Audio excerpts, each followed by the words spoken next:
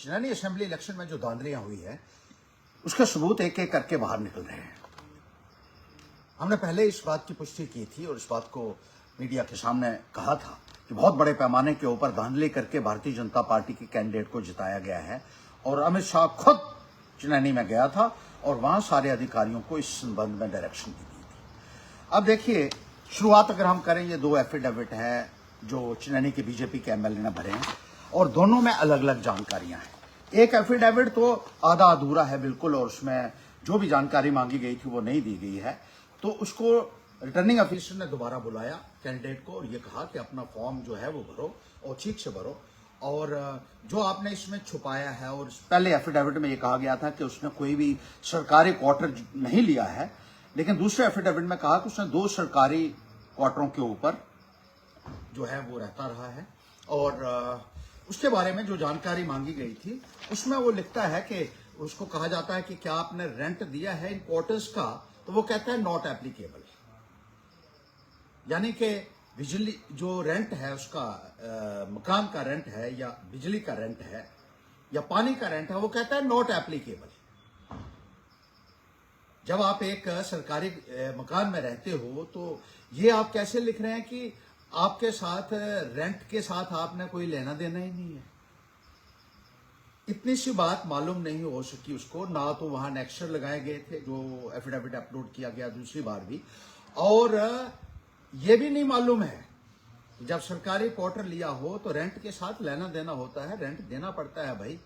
जिस आदमी को ये मालूम नहीं है, एक अगर धांधलियों की बात हम अलग छोड़ दें, तो जिस आदमी को ये पता ही नहीं है कि नॉट एप्लीकेबल का मतलब क्या होता है, वो आपकी नुमाइंदगी क्या करेगा। मेरा पहले ये प्रश्न होगा कि उसको ये मालूम ही नहीं है कि नॉट एप्लीकेबल होता क्या है। उसके बाद जब बिजली के किराए की बात की गई है कि आपने बिजली का किराया दिया है या नहीं है, उसमें भी वो लिखता है नॉट एप्लीकेबल, कि बिजली के किराए के साथ उसका कोई लेना देना नहीं है। अरे भाई, जब बिजली का इस्तेमाल करते हो तो बिजली का बिल आपको आते थे और बिजली का बिल आपने ये लिखना था कि आपने दिया है या नहीं दिया है। वो कहते मेरा इसके साथ कोई लेना देना ही नहीं है।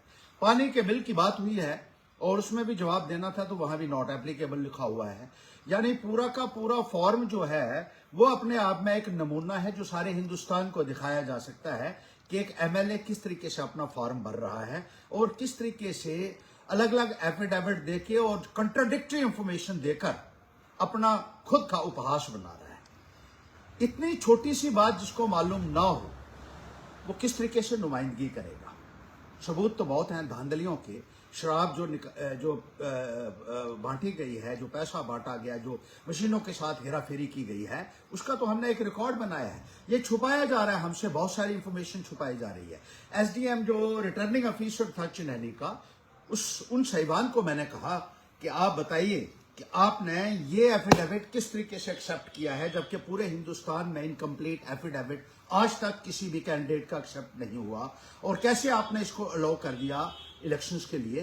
तो उसके पास कोई जवाब नहीं था और वो कहता है जो कुछ मेरे पास आया मैंने वो नेट में डाल दिया।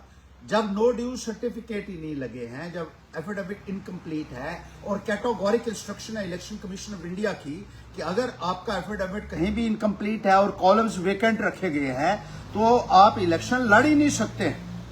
तो अब इनिशियो वॉइड है इलेक्शन इसकी, जो कि सिरे से ही गलत है, शुरू से ही गलत है, और वो इलेक्शन को वैलिड माना ही नहीं जा सकता है किसी भी एंगल से।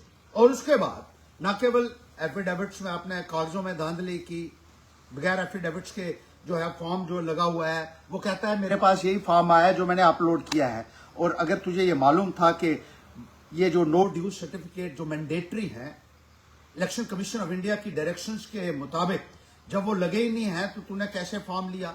और उसके बाद किस तरीके से शराब जो है, शराब के फोटो भी जो है वो सोशल मीडिया में पूरी तरीके से वायरल हुए, किस तरीके से पुलिस ने इनको पकड़ा है, शराब के साथ पकड़ा है, गाड़ियों में शराब पकड़ी, पैसा पकड़ा, किस तरीके से हमारे वर्कर्स को पिटाई की गई, पोलिंग स्टेशन में बाहर पिटाई की गई, और इलेक्शंस के साथ एक खिलवाड़ किया गया।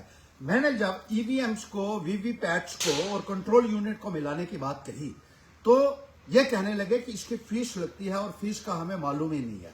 आखिरी दिन आ गया, आखिरी दिन जब मैंने इलेक्शन कमीशन के बाद प्रोटेस्ट किया तो दिल्ली से एक मैसेज आता है कि नहीं नहीं ये फीस हमने रखी है और एक ईवीएम को चेक करवाने के लिए आपको 47,200 रुपया देना पड़ेगा।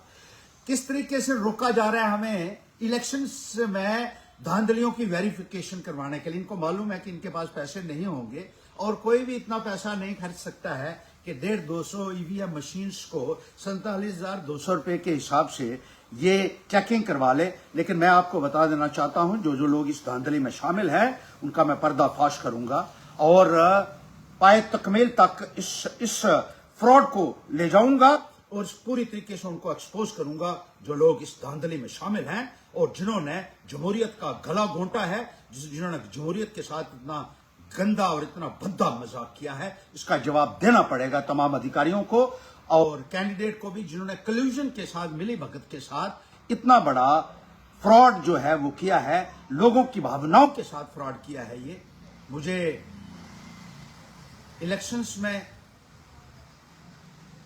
ये कोई शौक नहीं है उतरने का। मैं तो इलेक्शंस में इसलिए आया था कि लोगों ने मुझे कहा और लोगों की सेवा के लिए मैं इलेक्शन में उतरा था।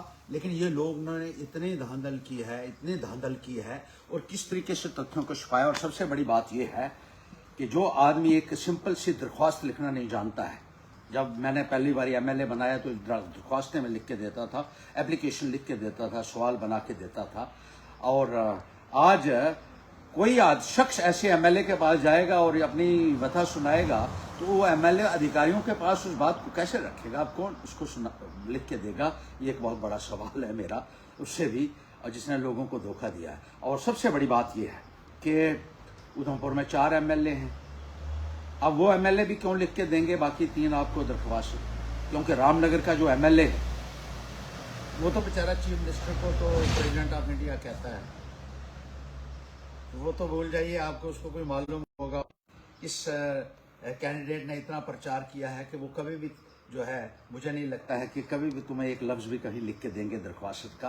तो आने वाले वक्त में जिस तरीके से एक खराबी तुम्हारी वजह से होने जा रही है चिन्नी घोड़ी के लोगों की, उसका मुझे बहुत बेहद अफसोस है। लेकिन इस लड़ाई को मैं लड़ूंगा, मैं इलेक्शन लड़ूं या ना लड़ूं आगे।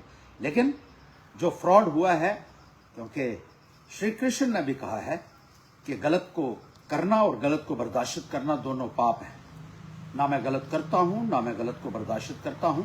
और जिस तरीके से ये किया गया है, जिस तरीके से इस भारी पैमाने के ऊपर इस फ्रॉड को अंजाम दिया गया है, उसका जवाब एक एक शख्स जो इस फ्रॉड में शामिल है उसको देना पड़ेगा। एक एक अफसर को देना पड़ेगा, कैंडिडेट को देना पड़ेगा और भारतीय जनता पार्टी के उन लोगों को देना पड़ेगा, भारतीय जनता पार्टी के एजेंट उन अफसरों को देना पड़ेगा जिन्होंने इस फ्रॉड को अंजाम देने में सहयोग किया।